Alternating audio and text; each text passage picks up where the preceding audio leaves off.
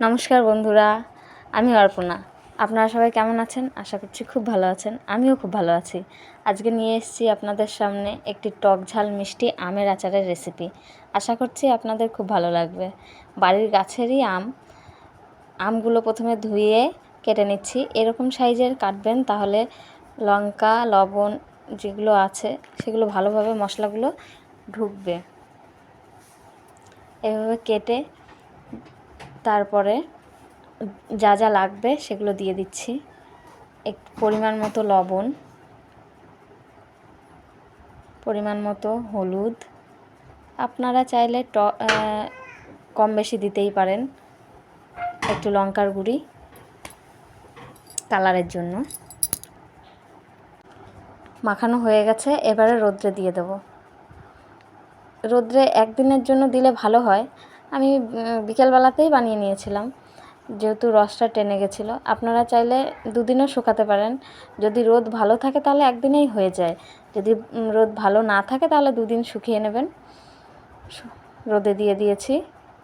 রোদে দেওয়ার পরে বিকেলবেলাতে বানাচ্ছি। কী কী লাগবে বলে দিচ্ছি। মৌরি, একটু পাঁচফোড়ন, একটু ধনে, একটু জিরে আর শুকনো লঙ্কা, হলুদ, লবণ, শুকনো লঙ্কার গুঁড়ি, 1 কাপের মতো তেল নিয়েছি। আপনারা চাইলে কম বেশি দিতেই পারেন। আর গুড় নিয়েছি। এরপরে আগুন ধরিয়ে দিচ্ছি। আগুন ধরে গেছে। কড়াই চাপিয়ে কড়াইতে প্রথমেই দিয়ে দিচ্ছি শুকনো লঙ্কা, তারপরে ধনে, তারপরে দিচ্ছি জিরে, এরপরে মৌরি দিয়ে ভালো করে ভেজে নেব। ভাজা হয়ে গেছে, এরপরে নামিয়ে দিচ্ছি। তারপরে দিয়ে দিলাম তেল।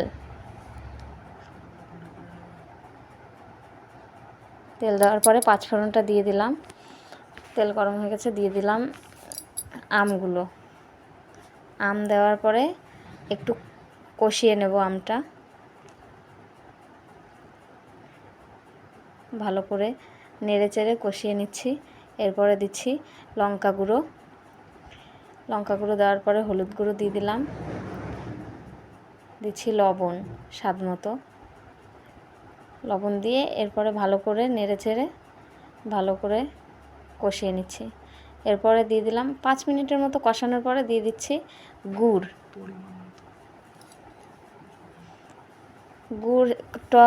টকটা আপনারা নিজেদের মতো করতে পারেন, মিষ্টি টক যেটা আপনাদের ভালো লাগবে। এরপরে ভাজা মশলাগুলো গুঁড়ো করে নিয়েছিলাম সেগুলো দিয়ে দিলাম। একটু ঢাকা দিয়ে করবেন, তাহলে মশলাটা ভালো ঢুকবে আমের ভেতরে। এরপরে হয়ে গেছে, নামিয়ে নিচ্ছি।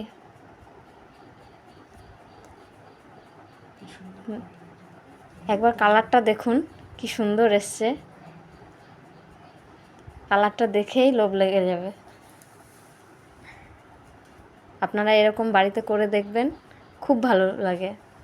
এই গরমের দিনে তো ভাবাই যায় না। এখনই জিভে জল চলে আসছে। দেখুন একবার কালারটা কীরকম এসছে। একটু অন্ধকার হয়ে গেছিলো, যার জন্য কালারটা অত বোঝা যাচ্ছে না। এখন দেখুন,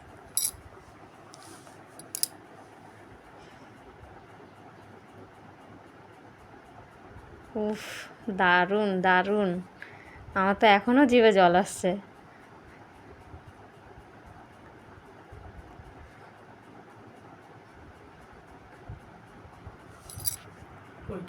আমাদের চ্যানেলটির নাম মধ্যবিত্ত বাঙালি।